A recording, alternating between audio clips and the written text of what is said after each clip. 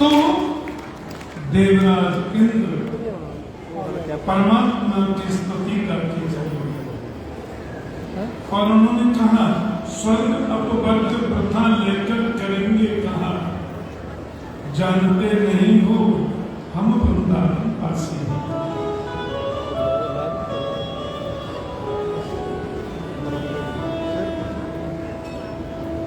एक और बात आपसे निवेदन करें,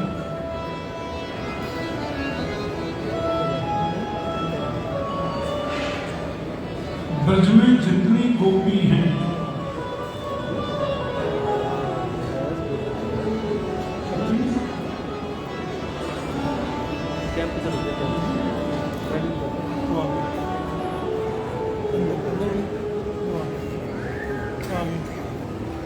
एक आपसे निवेदन करें, कृष्ण योगेश्वर है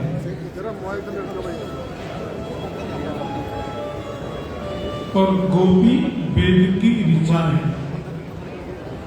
थोड़ा ध्यान से सुनना।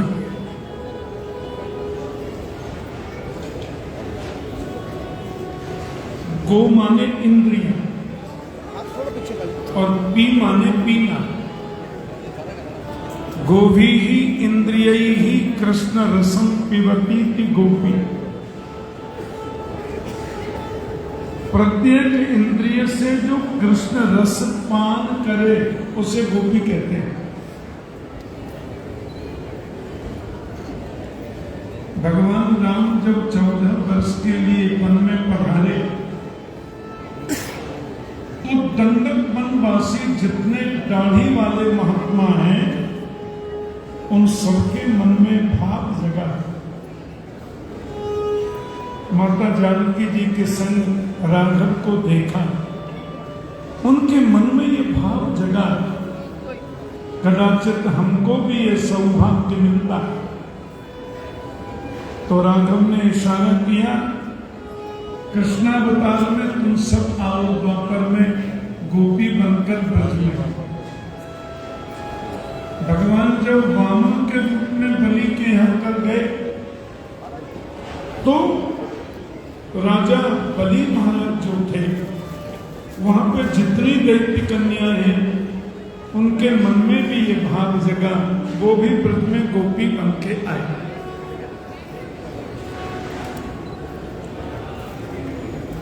मत्स्य कन्या, गंधर्व कन्या, यक्ष कन्या, शाहन सिद्धा, स्वयं सिद्धा, मुनि रूपा, श्रुति रूपा, ये अनेक रूप हैं इन गोपियों के।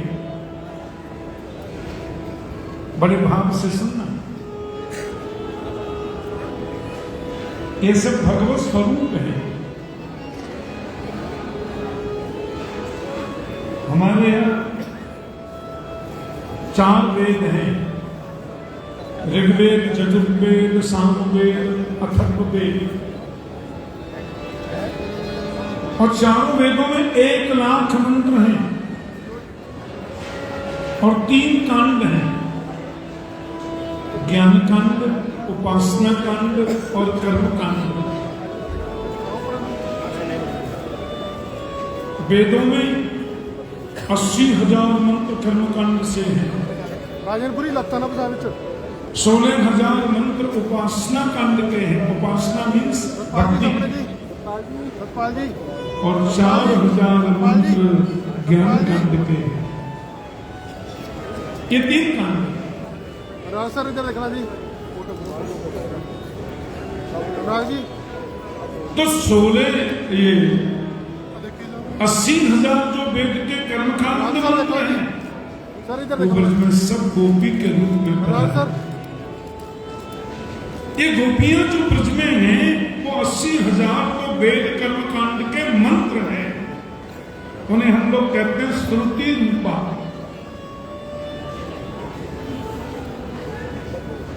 वे सब कहे जाते हैं श्रुति रूपा।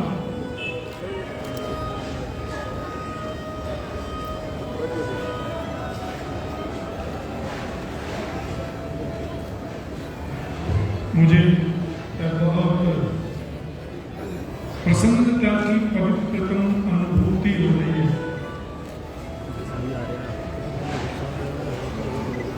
हमारे राष्ट्र के, बल्कि मैं तो कहूंगा पूरे सनातनी हिंदुओं के परम लाडले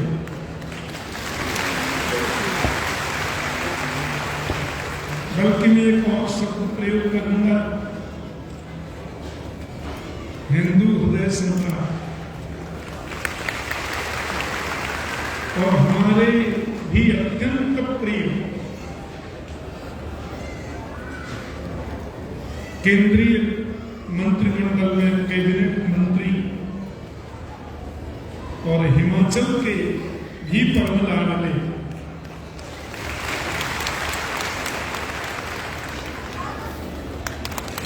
परम स्नेही श्रीमान अनुराग ठाकुर जी यहाँ पधारे हैं और साथ में श्री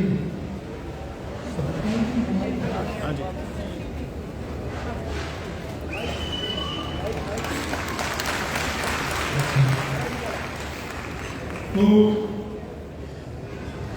और साथ में एमएलए सरकार जी भी आए हैं।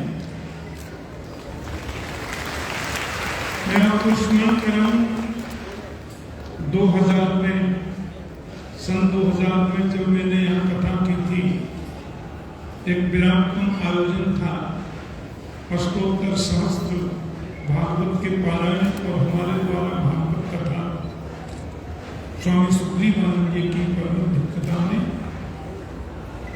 1008 विप्र भी पधारे थे संपूर्ण भारत से, 800 विप्र आए थे काशी से, और नारी में वो बड़ा विशाल विराटम आयोजन हुआ। उसमें श्री अनुराग ठाकुर जी के पूज्य पिताश्री उस समय यहाँ के मुख्यमंत्री थे, वे नित्य कथा में पधारे हो। उस समय के यहाँ के राज्यपाल आचार्य विष्णुकांत शास्त्री, जो संघनिष्ठ होने के नाते हमसे आत्मीय भाव था, वे भी वहां रहे। फिर मुझे याद है 2010 में मैं अमलेघट में आया था भागवत कथा करने, उसमें स्नेही श्री अनुराग ठाकुर जी वहां एक दिन आए थे कथा में। आज वे महाराज श्री परम पूज्य संत श्री बालजी महाराज के द्वारा उनके इस पवित्रतम निर्मल आश्रम में आयोजित श्रीमद् भागवत सप्ताह कथा के इस पवित्रतम अनुष्ठान में आज पधारे हैं। तो इस व्यास मंच से श्री अनुराग ठाकुर जी के प्रति बहुत बहुत शुभकामना, बहुत बहुत मंगलकामना और मेरी परमात्मा से अनंत अभ्यर्थना, इसी प्रकार वो राष्ट्र की सेवा निर्मल भाव से करते रहे और राष्ट्रोत्थान में हिंदू वैदिक सनातन संस्कृति के पुनरुज्जीवन में जन जन में उसको प्रचार करने में, राष्ट्रीयता को साक्षात राष्ट्र के स्वरूप में प्रचार करने में राष्ट्र माता भारत माता के जो सुपुत्र हैं, उन्होंने ये सेवा भाव उनको प्रदान किया है।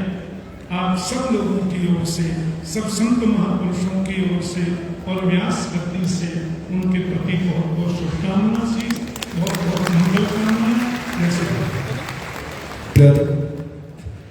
हरे कृष्ण। 2 मिनट ठाकुर जी की चरण मिलती है कि पहले से अनुराग ठाकुर जी का सम्मान करेंगे, उसके बाद 2 मिनट पब्लिक में दर्शन करेंगे और कुछ हरे कृष्ण।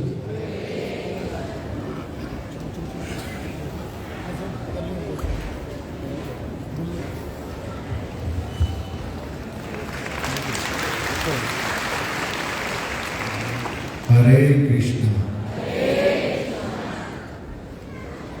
सभी गुरु बहने बोले हरे कृष्णा, सभी गुरु भाई बोले हरे कृष्णा।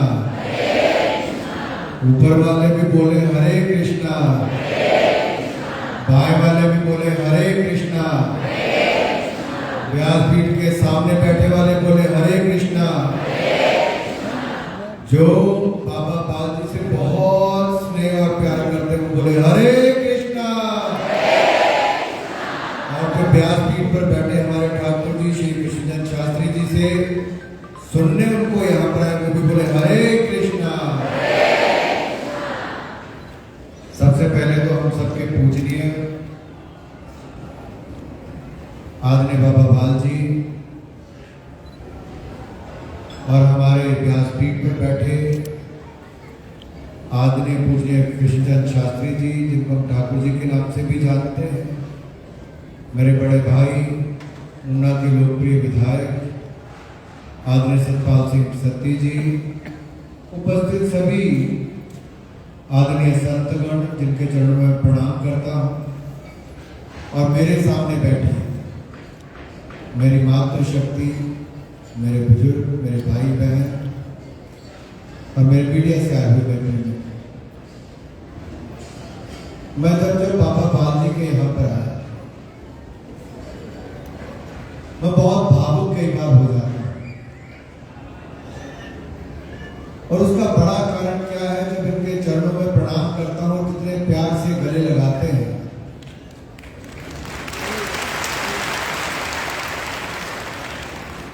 वो आनंद आपको कहीं और मिलता है तो अपने माँ पिता के गले लगने से ही मिलता है, जो इनके गले लगने से।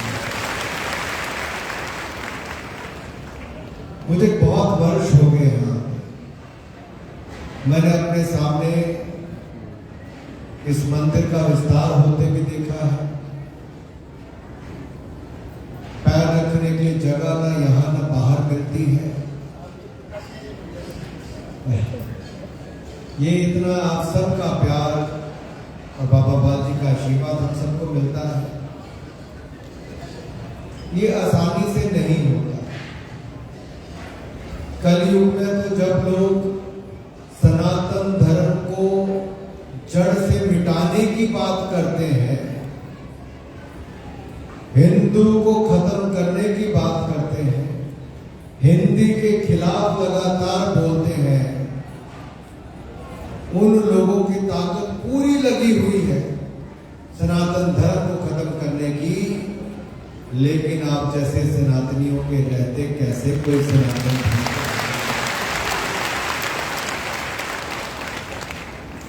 मैं अभी 4-5 दिन पहले तमिलनाडु में था और खेलो इंडिया यूथ गेम्स के समापन में मैं गया। मैं उद्घाटन पे भी गया था। बाबा बाल जी उद्घाटन के दिन जब मैं 19 तारीख को वहां पर गया, तो उस समय प्रधानमंत्री मोदी जी का वो 7वां दिन अनुष्ठान का था, और 12 तारीख को जब मेरा नासिक में प्रोग्राम था जहां प्रधानमंत्री जी आए, तो उनका वो पहला दिन अनुष्ठान का था। और मेरा सौभाग्य है उनके 11 दिन के अनुष्ठान में 3 दिन 4 दिन तो मुझे उनके साथ रहने का अलग अलग कार्यक्रमों में अवसर मिला। तो मेरे विभाग के कार्यक्रम थे। मैं आज पहली बार किसी मंच से बात कर रहा हूं, क्योंकि मैं ऐसे धार्मिक स्थल पे खड़ा हूं, मेरा कहना यहां बनता है।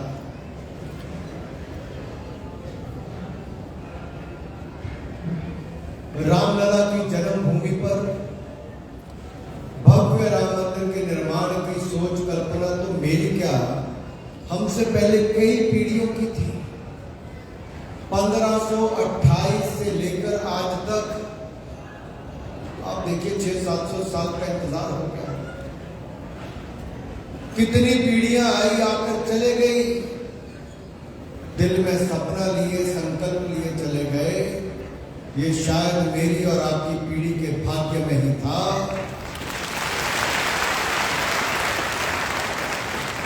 कि जहां हुए रामलला जी का जहां जन्म हुआ,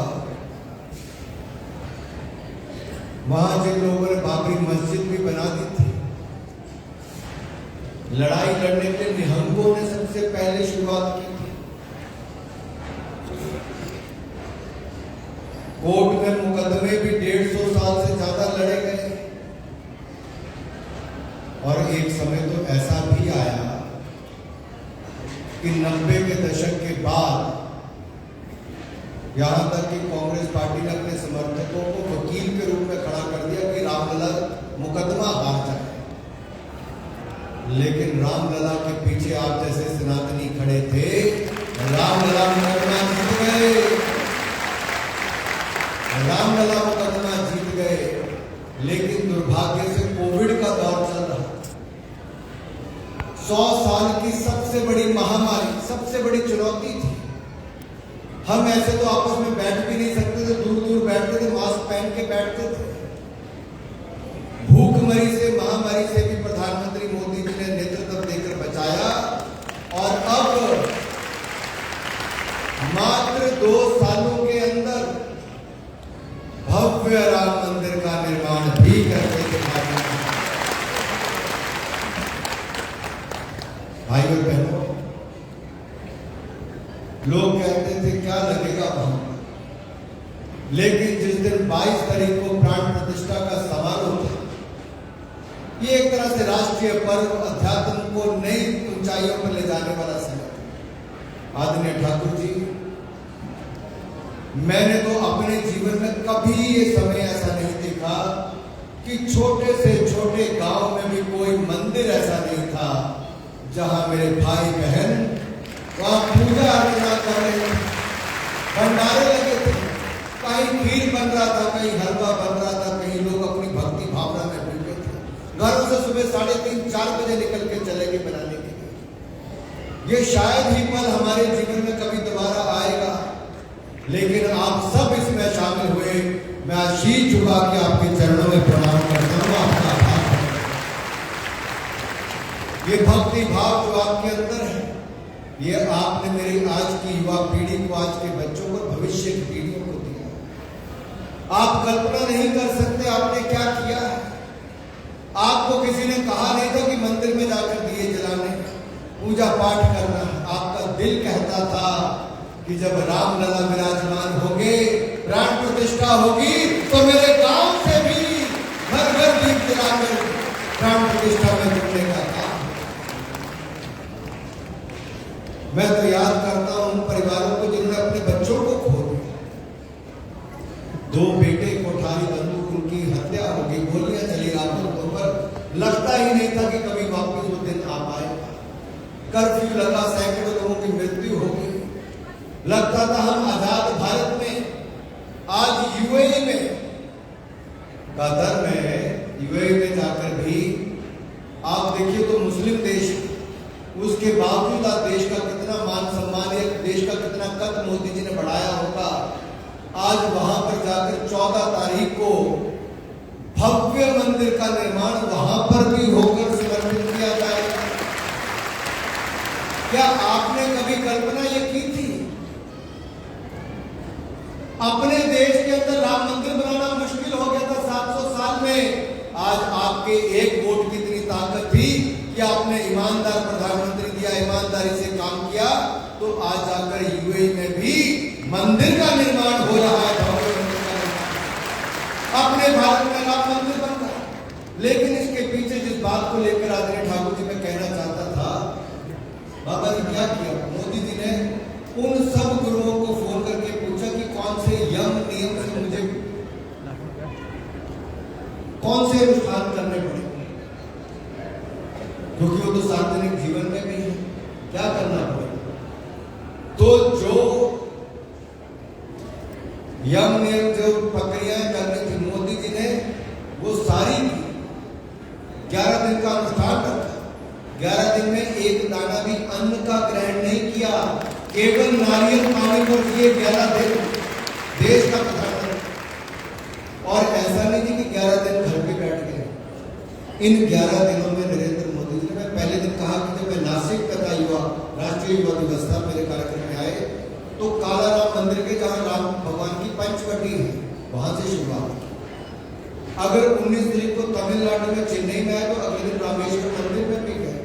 अलग अलग भाषाओं में, आंध्रा से लेकर तमिलनाडु से लेकर बाकी जगह पे रामायण के पाठ सुने। जब रामेश्वरम में उनके लिए ऐसा, जैसे आप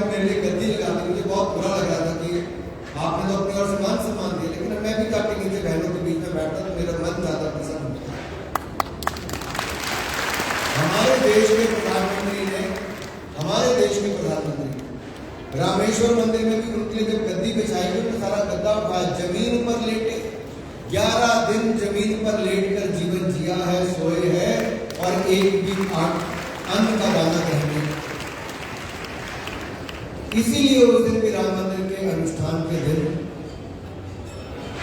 लोगों ने कहा, बहुत सारे धर्मगुरुओं ने कहा कि शायद कोई योगी भी, कोई धर्मात्मा भी इस तरह का अनुष्ठान करने में उसको तकलीफ होती, लेकिन जिस श्रद्धा भाव से देश के प्रधानमंत्री ने अनुष्ठान 11 दिन किए, ये अपने आप में प्रभु की कृपा ही उनके ऊपर है। उनके ऊपर तो प्रभु की कृपा है, मेरे ऊपर बाबा बाल जी की भी कृपा लगातार बनी ही रहती है। और मैं तो बाबा बाल जी को यही कहूंगा, हरे रामा हरे कृष्णा करते करते हम लोग बड़े हुए। आप जैसे संतों के कारण ही आज धर्म बचा भी है, आगे बढ़ भी रहा है। सनातन धर्म को लगातार चलाए रखने के लिए जो श्रद्धा भाव श्री कृष्ण के साथ जनता को जोड़ने का एक कारण आप भी हैं, जो आपके माध्यम से सीधा जुड़ते हैं। अगर आप जैसे संतगण ना हो तो शायद जोड़ने का काम भी थोड़ा फीका पड़ जाए, लेकिन मैं तो जोड़ने का काम सोच रहा हूं कि जैसे मैंने वंदे भारत ट्रेन चलाई है, अब वैसे ही वृंदावन के लिए भी ट्रेन चलाने की सोच रहा हूं। अयोध्या जी के लिए तो मैंने एक ट्रेन भेज दी बाबा जी।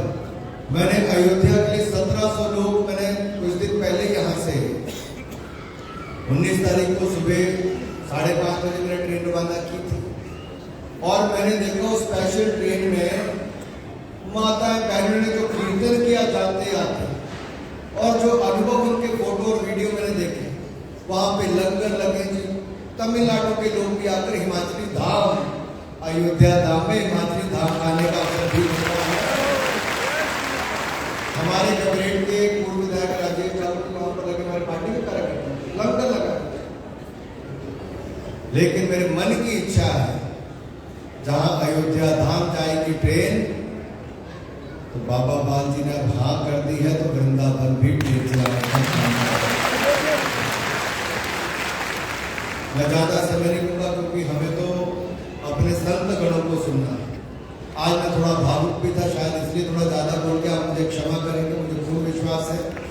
लेकिन आप अपना आशीर्वाद भी बनाए रखेंगे, ताकि मैं भी आपके माध्यम से देश की सेवा करता रहूं। और जब तीसरी बार मोदी की सरकार मई में बन जाएगी, तो तीसरी बार मोदी जी की सरकार बनने के बाद जो भी नई जिम्मेदारी मुझे मिलेगी उसको भी मैं करूंगा। लेकिन एक बात का विश्वास दिलाता हूं, अपने संसदीय क्षेत्र का जो चहुमुखी विकास किया है, अब उसको और आगे बढ़ाने का काम लगातार करते रहेंगे। महाराज जी गरीबों के लिए बहुत सरकारें पहले नारा लगाती रही थी, गरीबों के कल्याण के लिए काम नहीं करते थे। प्रधानमंत्री जी ने जो अपनी योजना चलाई, 25 करोड़ गरीब गरीबी रेखा से बाहर पिछले 5 सालों में निकल कर आए, बहुत बड़ा योगदान है। अगले 5 सालों में देश और तरक्की करेगा तो और गरीबों का उत्थान होगा। लेकिन जो सनातन धर्म को बल मिला, मैं एक लाइन बोल के अपनी बात खत्म कर रहा हूं। सनातन धर्म को जो बल मिला, मेरा आप सबके सामने सवाल है, थोड़ा सोचना है इसको कर जाकर। इन्हीं 5 सालों में दिव्य और भव्य सोमनाथ धाम बनी, दिव्य और भव्य काशी विश्वनाथ धाम बना, दिव्य और भव्य केदारनाथ धाम बना, दिव्य और भव्य महाकाल लोक बना, और दिव्य और भव्य अयोध्या धाम में भव्य राम मंदिर का निर्माण भी हुआ है। अब ये ठीक दिशा में चल रहा है, आगे आगे क्या होगा आप सब जानते हैं। तो मैं इतना ही कहूंगा, हमारे संतों की, हमारे गुरुओं की हमारे ऊपर कृपा बनी रहे। ये सरकार सनातनियों की सेवा करती रहेगी, सनातन धर्म को भी आगे बढ़ाती रहेगी। और बोलिए हरे कृष्णा। जो ऊपर वाले मुझसे नाराज लग रहे हैं थोड़े से, भाई जिसका हाथ बढ़ा रहे हो तो मुझे पता नहीं चलता हरे कृष्णा की आवाज किस तरफ से आए। आप नजर ऊपर वालों पे रखना, ऊपर वाले नीचे वालों पे रखेंगे, ठीक है। और बाबा बाजी की नजर सब पे बनी हुई है। हरे कृष्णा हरे कृष्णा हरे रामा हरे रामा हरे कृष्णा। आप सबका बहुत बहुत आभार, बहुत धन्यवाद।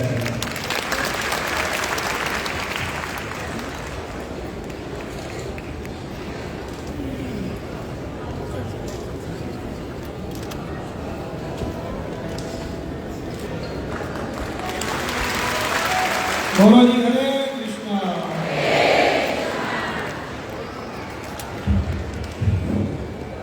साढ़े बहुत ही सत्कारयोग केंद्रीय मंत्री श्री अनुराग ठाकुर जी का व्यास गद्दी के विराजमान ठाकुर कृष्ण जी द्वारा स्वागत और नाले महाराज जी भी। और आओ हम पहला हम कथा ना जुड़ जाइए सारे साढ़े अनुराग जी लखा करोड़ा भारतीयों ने दिल से धड़कन ने आए उनका स्वागत बहुत ही सुंदर सनातन पर बोले असि उनका जी आया असि उन्होंने रही हाँ जिन्होंने भारत सरकार वालों इतने आके साढ़े 4 दिन मंदिर में लाए हैं। एक बार तालियां हो जाएगी। आओ हम व्यास गद्दी ना जुड़िए आज उसे कहते साढ़े अनुराग जी कहते कथा जरूर सुननी है। आओ व्यास जी ना जुड़िए। बोलो हरे कृष्णा।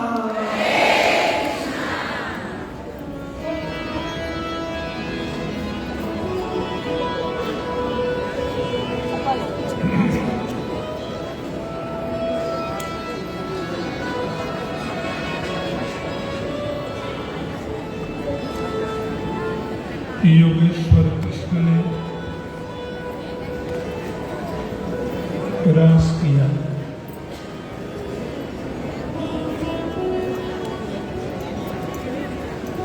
ऐसा अद्भुत जैसा कि मैं निवेदन कर रहा था, साक्षात वेद की ऋचाएं गोपी हैं। गोभी ही इंद्रिय ही कृष्ण रसम पिबती गोपी यो दोहने बहनले मथनो पले जिसका खाना पीना सोना हंसना नाचना गाना सब कुछ गोविंद के लिए उसे गोपी कहते हैं।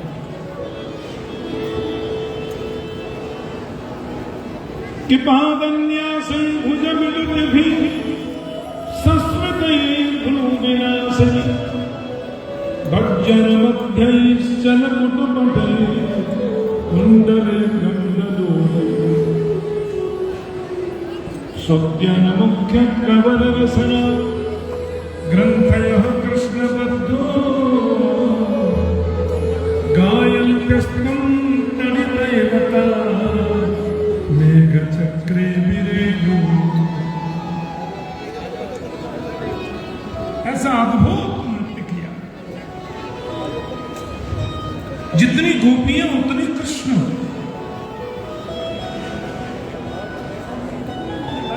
4,32,000 वर्ष का कलयुग होता है। ये जो कलयुग है जिसमें हम लोग अभी हैं, इसकी उम्र है 4,32,000 वर्ष की, जिसमें अभी 5,573 वर्ष व्यतीत हुए हैं।